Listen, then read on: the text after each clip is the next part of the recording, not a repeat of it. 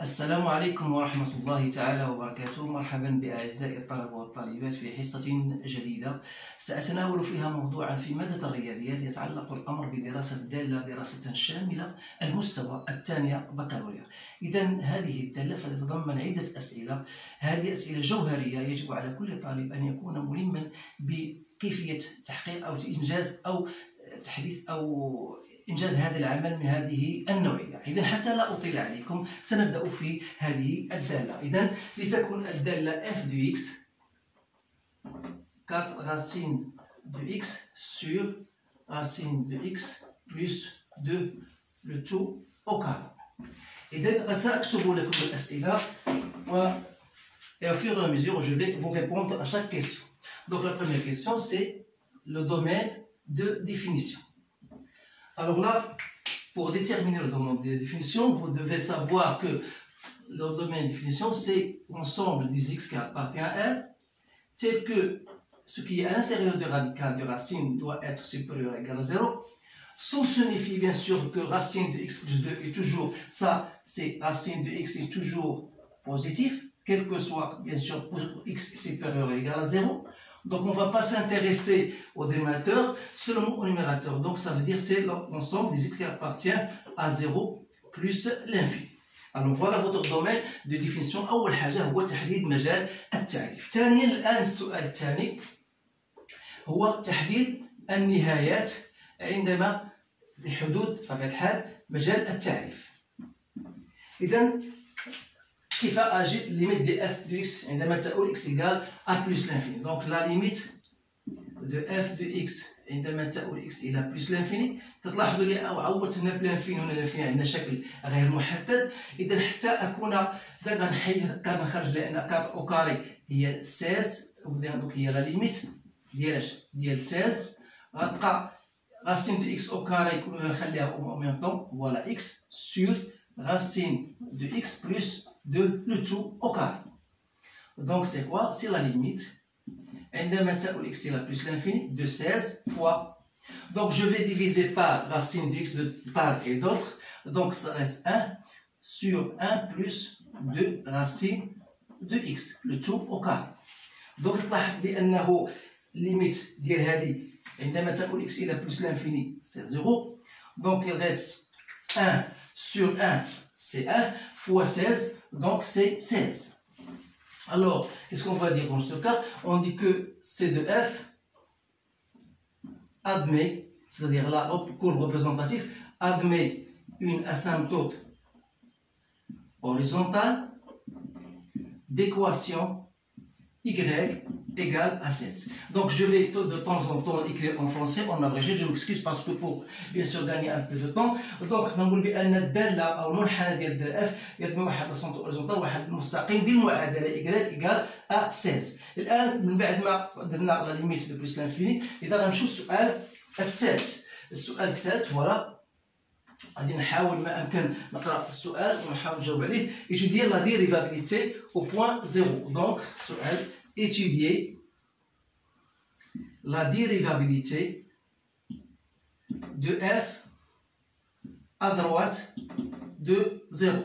يعني غندرسوا قابلية الاشتقاق الدالة f عن يمين صفر. إذا ما معنى هذا؟ يعني هذا خصك تقلب على لا ليميت دو f de x moins f de 0 sur x moins 0 عندما تؤول x إلى 0 plus. C'est-à-dire c'est la limite عندما تؤول x إلى 0 plus. f de 0 c'est bien 0 donc il reste f de x donc c'est 4 racine de x sur 2 plus racine de x ou bien racine de x plus 2 voilà sur x. Alors on doit chercher la limite de ça lorsqu'x tend vers 0. Donc je peux même écrire donc c'est la limite lorsqu'x tend vers 0, comment je vais faire pour... Donc je peux même l'écrire comme étant 1 sur x. Vous n'oubliez pas au carré bien sûr ici. Donc 1 sur x, 4 racine de x sur racine de x plus 2 au carré.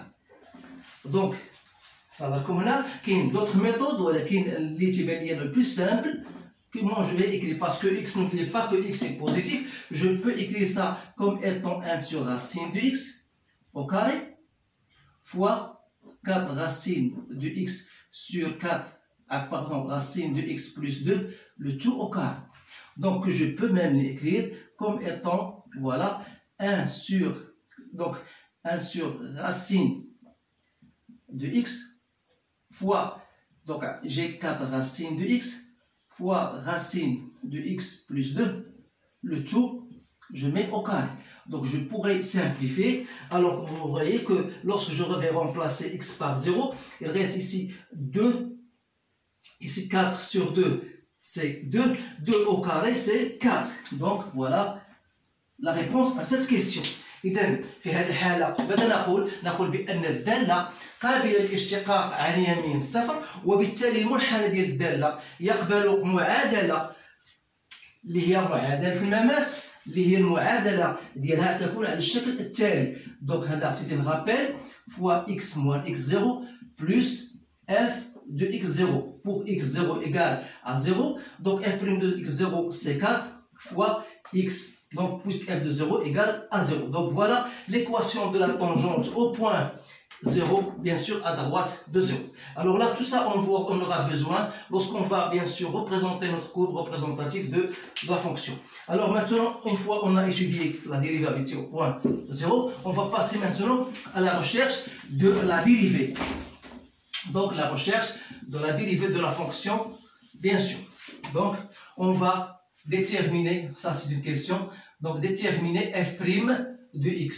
Alors pour déterminer f' de x, la première des choses c'est de mentionner que la fonction en question est bien dérivable, sachant bien sûr que à tout x faire correspondre à 4 racines de x, ou bien la fonction qui fait correspondre à x 1 sur racine de x plus 2 au carré.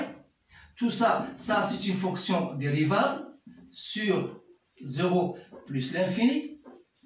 Et de même que celle-ci est dérivable sur 0 plus l'infini.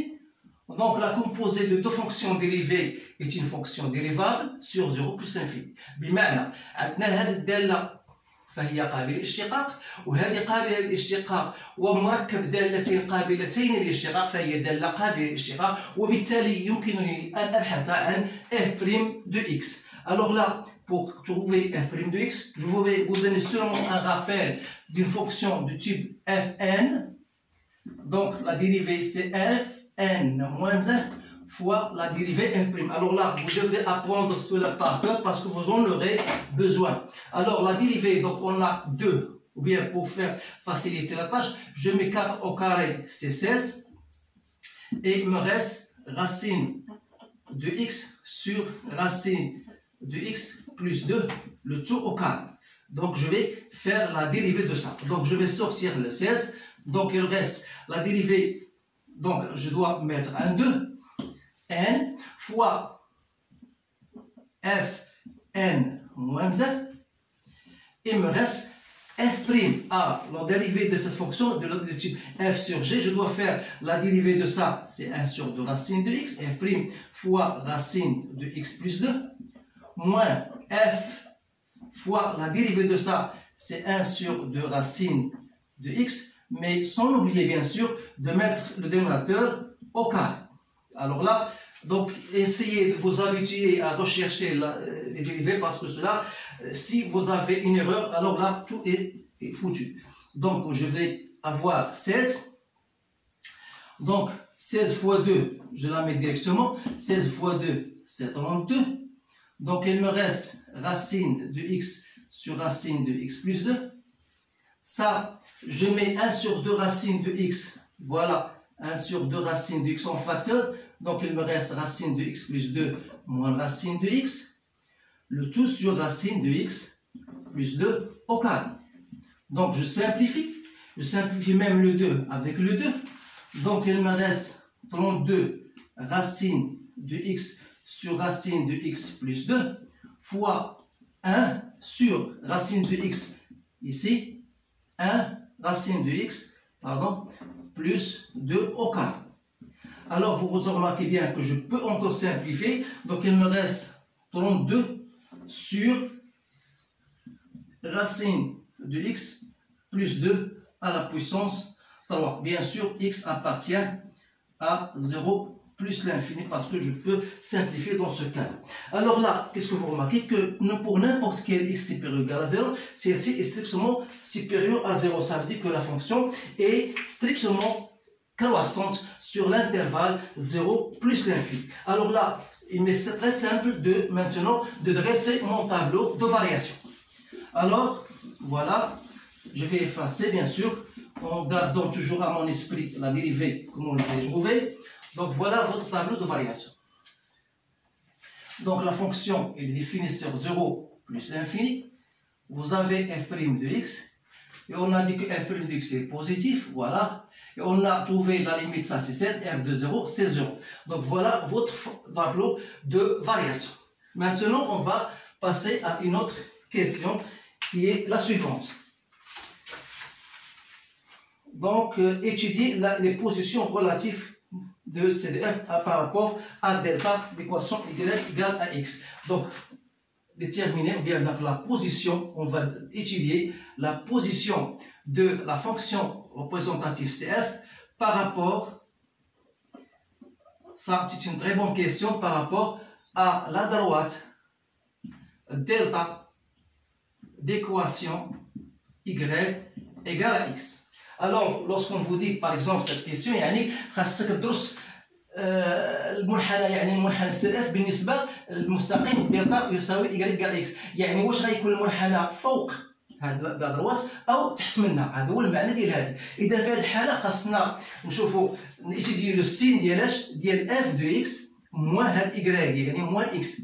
Donc il faut le trouver d'abord. Donc je vois que ça c'est quoi? C'est 4 racines de x sur racine de x plus 2 au carré moins x. Alors هذا هو اللي خلاني نختار هذا الفرض، لانه نوع من الفروض، لانه هنا باش تدرس هذا c'est très difficile. Alors comment je vais faire pour trouver une formule qui va m'aider bien sûr à étudier le signe d'une façon très facile. Alors là je remarque bien sûr que je peux faire une transformation qui est la suivante. Donc ça c'est 4 racines de x sur racine de x plus 2 au carré. Je dois mettre pour x supérieur ou égal à 0, je peux mettre cx le tout au carré.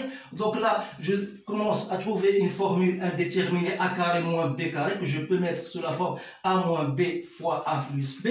Donc ça me donne 4 racines de x sur racine de x plus 2 plus racine de x fois 4 racines de x sur racine de x plus 2 moins racine de x. Alors là, vous remarquez bien sûr que x étant positif, ça ne pose aucun problème, donc c'est positif.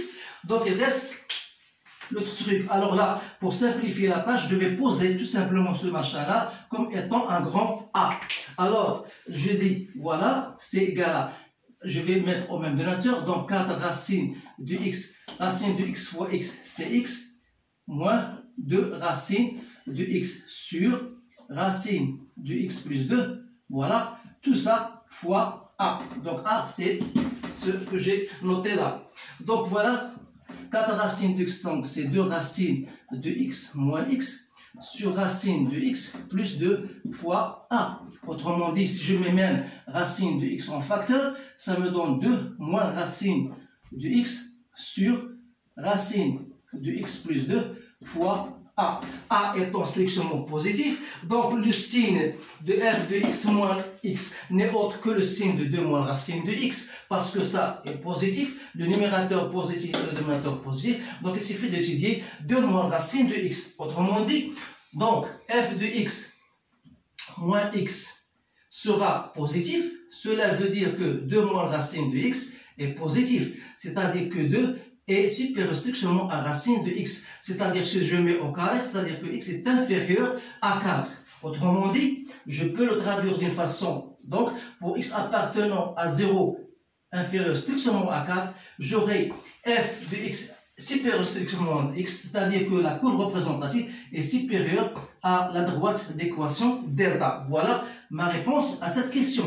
Alors, ce qui me reste, alors pour l'autre, c'est la même chose. Pour x appartenant à 4 plus l'infini, alors la courbe sera au contraire inférieure strictement adhérent. Alors là, vous allez noter cela parce que lors de votre représentation graphique, vous devez mettre en évidence cette position, bien sûr, par rapport à l'équation d'équation y égale à delta. Voilà, on a fini donc la position. Donc maintenant, je vais représenter, si vous voulez, notre courbe représentative. Alors là, je vais mettre, voilà,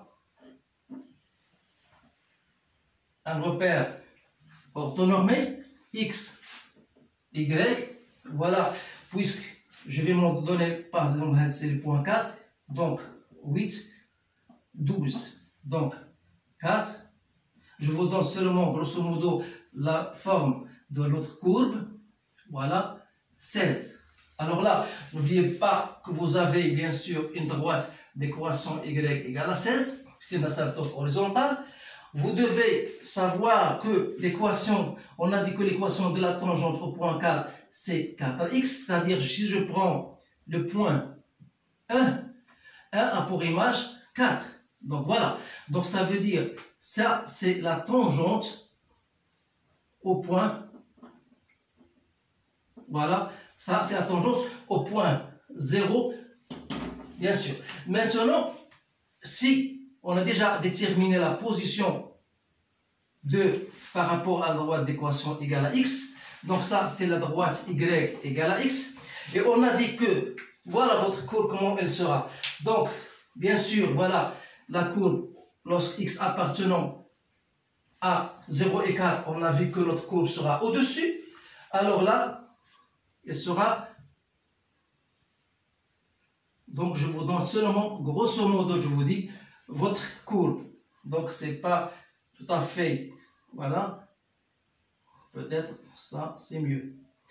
Donc, voilà votre courbe représentative, parce que c'est pas facile de la représenter sur ce tableau-là.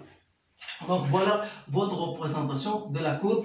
Bien sûr, vous remarquez bien, pour x supérieur à 4, vous avez bien sûr votre courbe est inférieure à la droite de l'équation y égale à x. Voilà la première partie de ce problème-là. Donc la deuxième partie, voilà, est la suivante.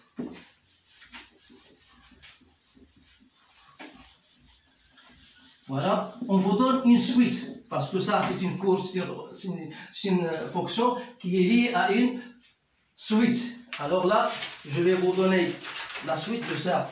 Vous avez,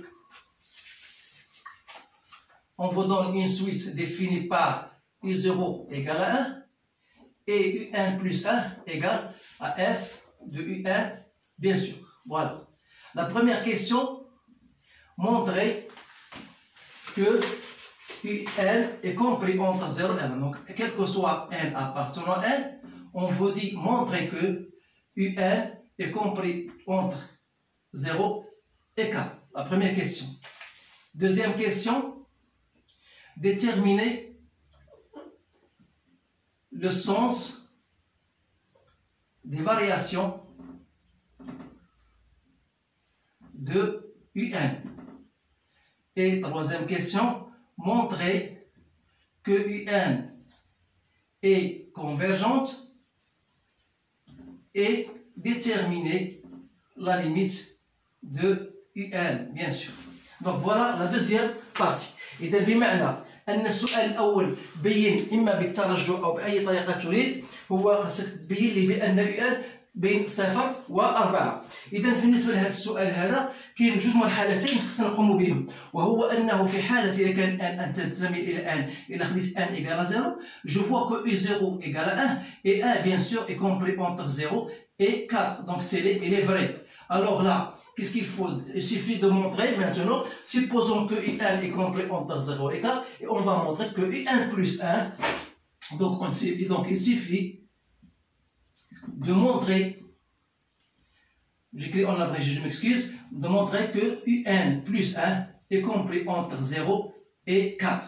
Alors là, comment je vais montrer cela? Il faut toujours se baser sur ce que vous avez dans votre cours. Alors vous remarquez bien sûr, on a dit que quel que soit x appartenant à 0,4, si vous remarquez bien, quel que soit x appartenant à 0,4, vous remarquez bien que votre courbe est au-dessus de y égale à x. Ça veut dire que vous avez f de x est supérieur à x. Alors, par analogie, c'est-à-dire si je pose x comme étant un appartient à 0,4, ça veut dire que f de un est supérieur à un. Qui dit f de un dit un plus 1 est supérieur à un. Donc, ça veut dire que votre suite est bien croissante. Voilà, est bien croissante. Mais, pardon, ici j'ai montré, j'ai sauté la première question, donc j'ai montré que UN est croissante. Mais pour montrer que UN plus 1 est compris entre 0 et 4, tout simplement vous avez UN est compris entre 0 et 1, et 4, pardon. Et comme votre fonction elle est croissante entre 0 et 4, ça veut dire que f de UN sera elle-même compris entre f de 0 et f de 4. Alors, ça veut dire que UN plus 1 est compris entre f de 0, c'est 0, et f de 4, si vous la cherchez, vous allez trouver bien sûr que égal à 4. Donc, eh bien, UN plus 1 est compris entre 0 et 4. Donc, la deuxième question, on a bien montré, bien sûr, elle est une fonction croissante. Et la troisième question montre que UN est convergente. Donc, dire que cette suite, bien sûr, on a montré qu'elle est croissante, donc, est croissante, ou bien strictement croissante, peu importe. Et comment elle est? Elle est majorée, si vous voulez, par 4. Alors ça veut dire que votre suite est bien convergente. C'est-à-dire عندنا واحد المتتالية تزايدية وفي نفس الوقت مكبورة بالعدد 4 يعني أن متتالية فهي متقاربة وبالتالي لا ليميت دو ان عندما تؤول ان الى بلس لانفيني هو العدد اللي لقيناه هو 4. اذا هذه هي تنظن باقي بقى لا بارتي 3 ديال الاسئله. دونك انا راح نديرها بالاخر. اذا لا بارتي 3. اذا هذه الاسئله تلاحظوا بانها اسئله هي الاهم لانها تطرح دائما في الامتحان على شكل هذه النوعيه من الاسئله. اذا بارتي 3 vous avez on vous donne une autre suite Vn définie par 1 moins 2 sur racine de Un. Et on vous dit, première question, montrez que Vn est une suite géométrique. Donc, vous déterminez bien sûr la raison. Q, vous allez déterminer sa raison. Et vous allez deuxièmement écrire Vn en fonction de N. Et troisième question, UN en fonction de N. Et vous allez chercher la limite de UN lorsque N tend vers plus l'infini. Voilà الأسئلة المطروحة في هذا الجزء الأخير. إذا بالنسبة بين بأن VN est une suite géométrique، يعني خاصك تبين بأن VN est égal à Q VN plus 1 est égal à Q VN. Alors, غادي ننطلقوا من le fait que VN plus 1 c'est quoi? C'est 1 moins 2 sur racine de UN plus 1. Alors, on a dit que UN plus 1, c'est quoi? Donc, on a UN plus 1, c'est F de UN. Or, F de UN, c'est F de X. Donc, c'est 4 racines de X. Alors, c'est UN sur racine de UN plus 2, le tout au carré. Donc, c'est bien ça. Donc, pour moi, donc ça me donne 16 racine de UN sur racine de UN plus 2, le tout au carré. Voilà UN plus 1. C'est bien ça.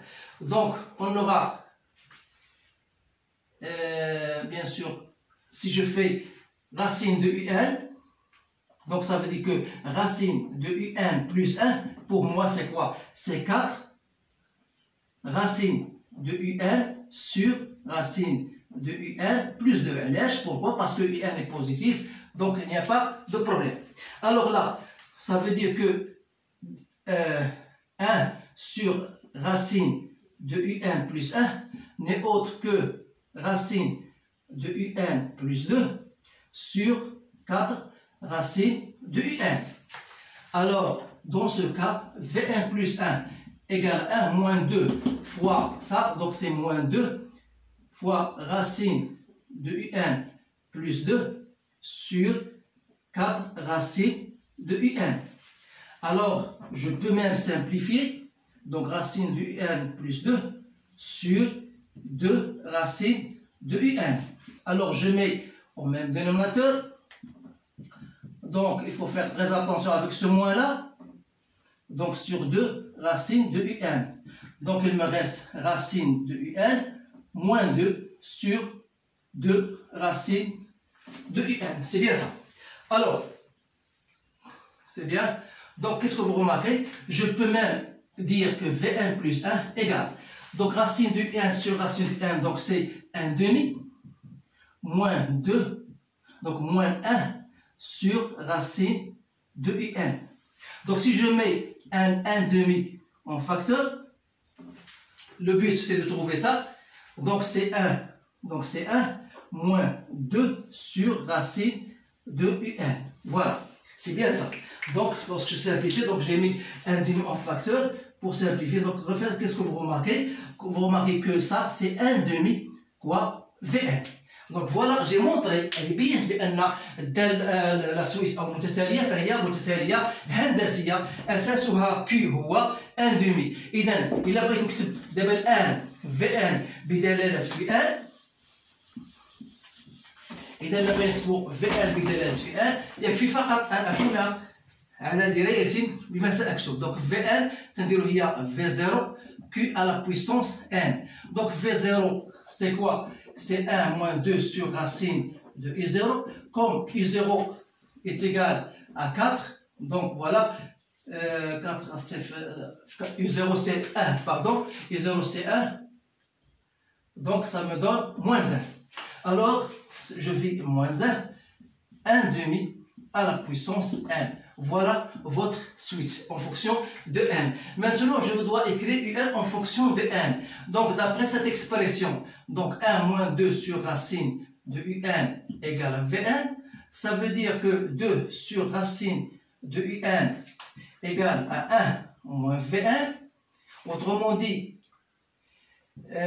1 sur racine de un égale à 1 moins V1 que je divise par 2, c'est-à-dire 1 moins 1 fois 1 demi à la puissance 1, tout divisé par 2.